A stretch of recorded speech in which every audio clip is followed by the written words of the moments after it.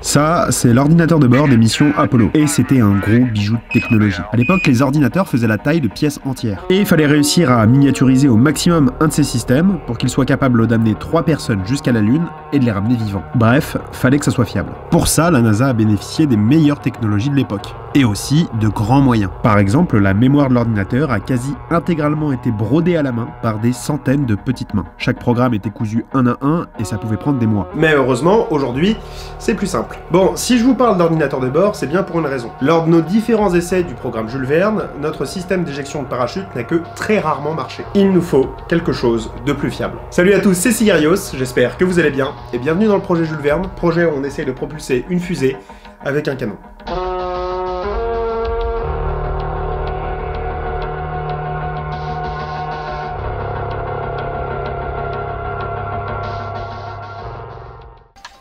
Aujourd'hui, pour éjecter notre parachute, on utilise une charge. Cette charge, une fois allumée, va exploser et éjecter notre parachute au passage. Pour allumer la charge, j'ai confectionné une goupille qui fonctionne avec des grattoirs à allumettes et des allumettes. Au moment du décollage, la goupille va s'arracher, mettre à feu les allumettes et donc mettre à feu la mèche de la charge. La mèche de la charge va servir de délai pendant toute la durée du vol. C'est une mèche qui brûle à peu près 1 cm par seconde. Donc, en théorie, on devrait avoir une précision de l'ordre de la seconde, ce qui devrait être suffisamment précis. Alors, pourquoi on a autant d'échecs ? Mais justement parce que c'est de la théorie. En pratique, je suis obligé d'avoir une mèche qui fait au moins 3 cm de long. Sinon, je peux pas l'accrocher à la goupille. En plus de ça, la mèche va traverser différents milieux. Elle peut être à l'air libre ou légèrement confinée, ce qui va influer sur la vitesse de combustion. Et ouais, plus une mèche est confinée, plus elle brûlera vite. Bon, je pense que vous l'aurez compris, cette technique, c'est une galère. J'avais aussi potentiellement pensé à un système mécanique. D'ailleurs, on retrouve souvent ce système sur les fusées à eau. Mais malheureusement, notre fusée est trop petite pour ce genre de système. Comme quoi, des fois, la taille, ça compte.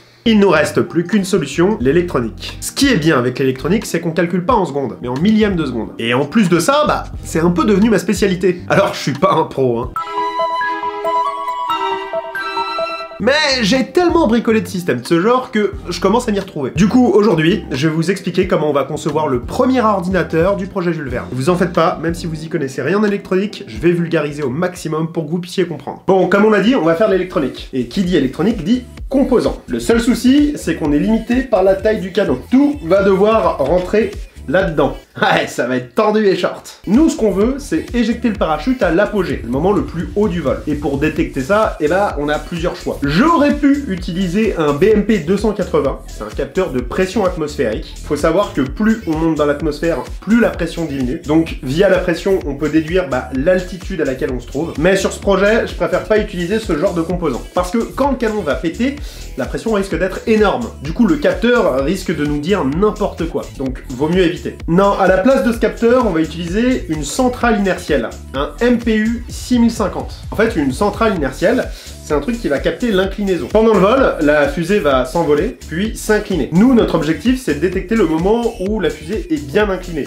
genre vers le sol par exemple. À ce moment-là, on pourra envoyer l'ordre d'éjecter le parachute. D'ailleurs, pour éjecter le parachute, on va utiliser une charge explosive. Seulement, cette fois, c'est pas une mèche, mais un démarreur électrique qui va l'allumer. Donc la mèche, c'est ciao. Donc pour allumer ce démarreur, on va aussi utiliser un relais. Et attention, pas un relais mécanique. En astromodélisme, les relais mécaniques, on les dégage.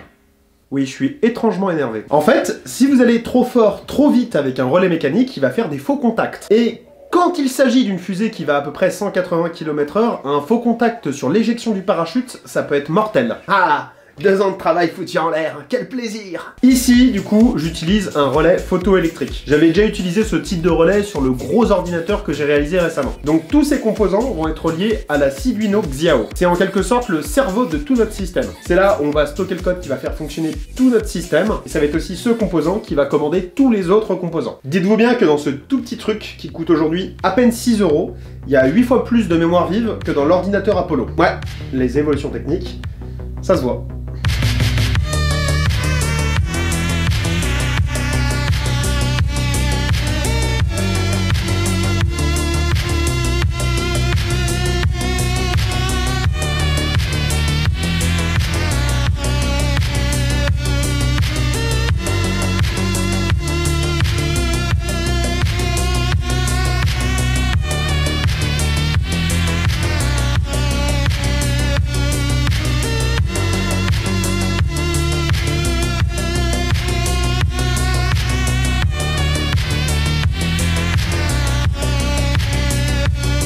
Ok, premier test de branchement, on va voir si tout est bien connecté comme il faut. Et si c'est mal connecté, bah ça risque de griller et faire de la fumée. Ça s'allume. Ça clignote. Ok, c'est bon, c'est pas chaud. On est plutôt bon. Ok, alors voilà notre premier ordinateur du programme Jules Verne. Un véritable petit bijou de technologie pour la chaîne Cigarios Prod. Ouais, c'est sûr, en vrai, j'ai rarement fait un truc aussi compact. Pour vous donner une idée, voilà la taille des premiers ordinateurs que j'ai réalisés. On est à peu près, ouais, 3 fois mon gros. Bon, par contre, on est aussi un poil plus épais, mais bon, il y a pas mal de trucs dessus qui sont intéressants à regarder. Fuck! Donc, on retrouve dessus tous les composants dont je vous ai parlé. Ici, on va avoir la centrale inertielle, donc le MPU 6050. Ici, la Arduino Xiao, donc le cerveau de notre système. Et derrière, hop, on va retrouver, donc derrière ça, là, le relais qui permet d'activer la charge, qui va permettre d'éjecter le parachute. Il y a des trucs dont je suis pas trop fier dessus. Typiquement, la façon dont j'ai soudé le relais à l'arrière, qui aurait pu être beaucoup plus propre, mais au moins, on a quelque chose de solide. Ça sera juste à revoir sur les prochaines versions de l'ordinateur. Mais bon, je pense qu'on peut officialiser le fait qu'il soit RTF. Ready to fly. Bon, alors, comment marche ce joyeux bordel? Alors, vous avez peut-être pu le remarquer, à l'avant, j'ai rajouté un petit domino. C'est là où on va pouvoir connecter notre charge explosive. Il fallait un truc pratique et facile d'utilisation. Quand on est sur le terrain, on n'a pas forcément une table ou un truc pour faire les choses proprement. Donc le petit domino là, c'est ce qu'il y a de mieux. On a aussi ce gros bec 5 volts que j'ai ajouté. En gros, c'est ce qui va alimenter notre système. Lui, il va s'occuper de prendre la grosse tension de la batterie et de l'abaisser et de la lisser à 5 volts. Comme ça, la carte est constamment alimentée en 5 volts. En fait, s'il n'y avait pas ça, la carte cramerait immédiatement. Du coup, quand on alimente l'ordinateur avec la batterie que je vous ai montré, hop, voilà, il va s'allumer. Au bout de quelques secondes, ici il va y avoir une LED orange. Ça signifie que l'ordinateur est bien initialisé. En moyenne, ça prend 2 secondes. En gros, c'est le temps que l'ordinateur s'allume, qu'il allume le MPU 6050 et qu'il vérifie que le MPU lui renvoie bien les choses qu'il faut. Donc là, ça veut dire que l'ordinateur est prêt. Il est aussi armé. Ça veut dire que si je l'incline trop, il mettra à feu la charge qui est branchée dessus. On va aussi le remarquer, si j'incline trop l'ordinateur, la petite LED orange ici va s'allumer. Ça signifie qu'à ce moment-là, il a bien envoyé l'ordre pour éjecter le parachute. Donc il a bien essayé d'allumer la charge. Tac, la LED orange s'allume. Au moins, on a un autre appui visuel pour s'assurer que l'ordre a bien été envoyé. C'est important d'avoir toujours un appui visuel pour savoir si tout fonctionne normalement. Parce que imaginons, si j'incline l'ordinateur, que la LED s'allume, mais que la charge n'explose pas, ça signifie peut-être qu'il y a un faux contact quelque part sur ma carte ou qu'une soudure a sauté. Donc au moins, ça me permet de vérifier et d'être bien sûr. Ok tout le monde, c'est le moment fatidique du test. On va voir si tout ce que j'ai réalisé jusqu'à maintenant va marcher ou va lamentablement foirer. Alors, au lieu d'utiliser un démarreur électrique qui me pète à la tronche, j'ai utilisé une petite LED. En fait, c'est des LED qui sont censées fonctionner sous 2 ou 3 volts. Et là, on va leur envoyer le bon 7 volts de la batterie dans la tronche. Donc, elle devrait instantanément cramer la LED. Mais elle va cramer en faisant un flash lumineux. Donc, si on voit un flash lumineux depuis la LED, ça veut dire que tout fonctionne. Alors, on va commencer par brancher l'ordinateur à la batterie. Pour brancher l'ordinateur, faut toujours le faire à l'horizontale parce qu'il va se baser sur ça pour la suite des opérations. Tac.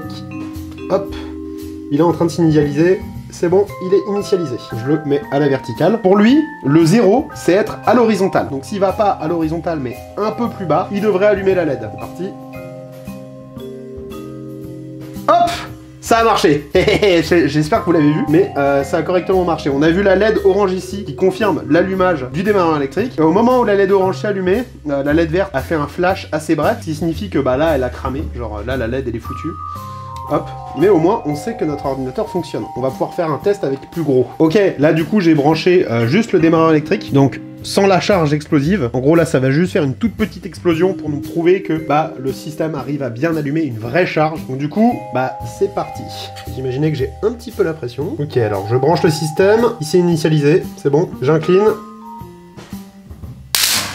Wouh, ça marche bien, putain. Bon bah les gars, le nouvel ordinateur de notre fusée est prêt. Oh, ça sent bon, hein. Wouh.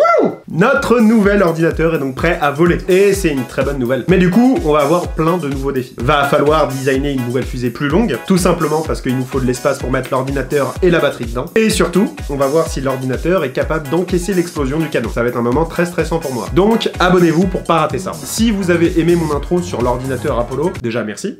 N'hésitez pas à vous abonner et liker. Mais j'ai 2 vidéos à vous conseiller. La première vidéo, c'est une vidéo du Journal de l'espace qui retrace un petit peu l'historique et le contexte dans lequel a été conçu l'ordinateur. Et le deuxième truc que je vous conseille, en fait, c'est une playlist de vidéos de gars qui restaurent le vrai ordinateur Apollo. Oui, le vrai de vrai. C'est assez impressionnant d'ailleurs. Bon, c'est aussi assez long, donc je pourrais comprendre que vous n'ayez pas voir, mais juste par curiosité, c'est très intéressant. C'était Cigarios, prenez soin de vous, et je vous dis à plus.